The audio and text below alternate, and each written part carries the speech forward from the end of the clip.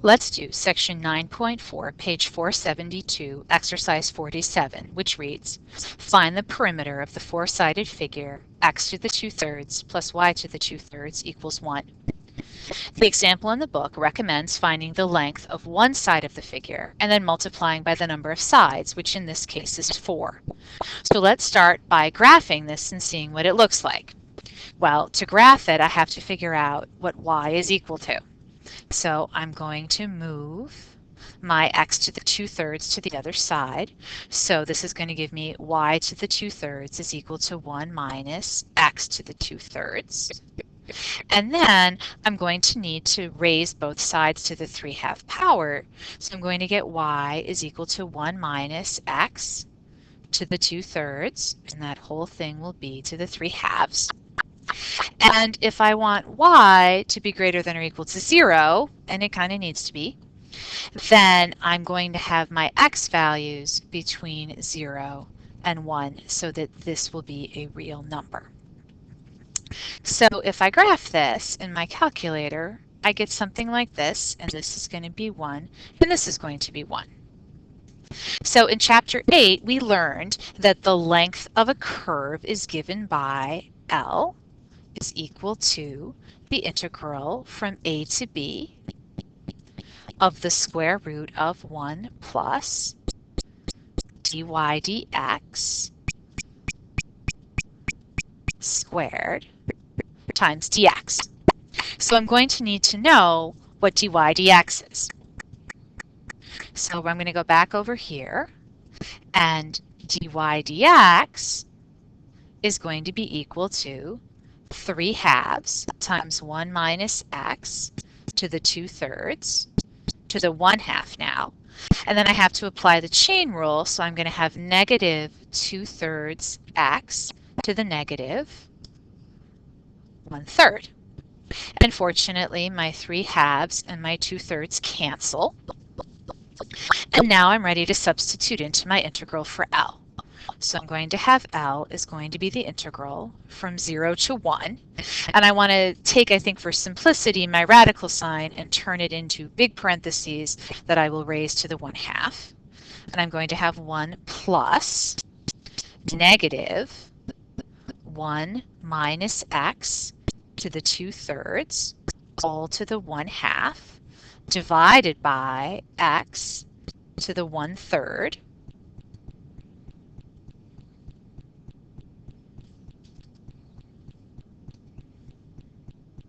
And that whole thing is going to be squared, and then this is going to be to the 1/2 times dx.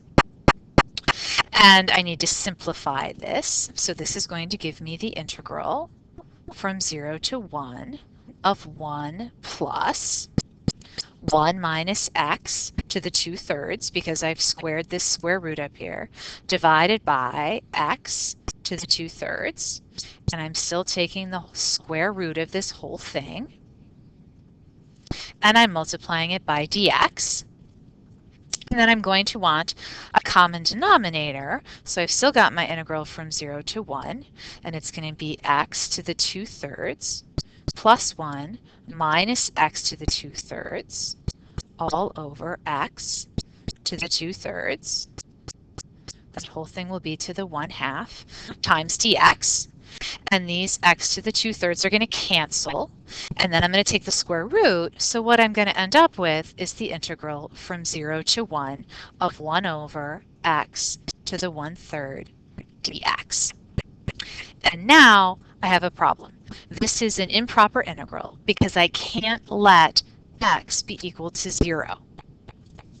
And as we've been learning about in this chapter, what I'm going to do is turn this into a limit as b goes to 0 from the positive side, because I'm looking at the interval from 0 to 1.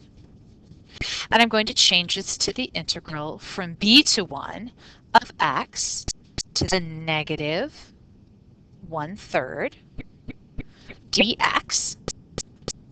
And it's pretty straightforward to find the antiderivative of that. So I'm going to have the limit as b goes to 0 from the positive side of x to the 2/3 divided by 2/3 evaluated from b to 1. And now I'm ready to substitute in for my limits of integration. So I'm going to have my limit as b goes to 0 from the positive side. I'm going to have a factor of 3/2 that I'm going to keep out. And then basically I'm going to have 1 minus b to the 2/3. And when I evaluate the limit and I let b approach 0, this term here is going to go to 0. So this is going to give me with a length for the one part of my curve of 3/2. So that's going to be the length of one side, and it's a four-sided figure, so my perimeter is going to be equal to 4 times the length of one side, which is 3/2, and that's going to give me 6.